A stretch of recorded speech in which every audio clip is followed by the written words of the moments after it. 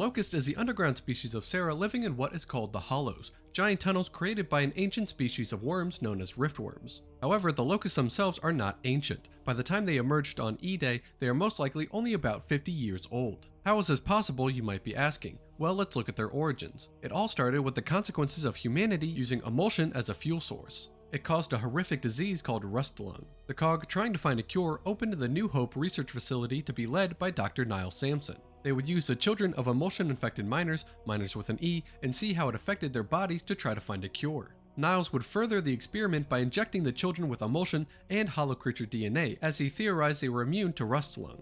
This concoction deformed most of the children into bloodthirsty monsters called sires. But Niles took this turn as a success, thinking he could create super soldiers that could end the ongoing pendulum wars. But word got back to COG leadership and New Hope was shut down. Secretly, part of that leadership would shuffle Niles, his team, and the sires to a secret lab in Mount Kadar to continue his work. Using the DNA from the sires and one emulsion-immune child called Mira, he created the Matriarch, the first ever Berserker. She would then give birth to the first generations of Locust drones. Eventually, after growing tired of their imprisonment and experimentation, the Locust and Mira rebelled, escaping the lab, silencing all humans within, and escaped underground where they would grow as a society until they emerged on eday.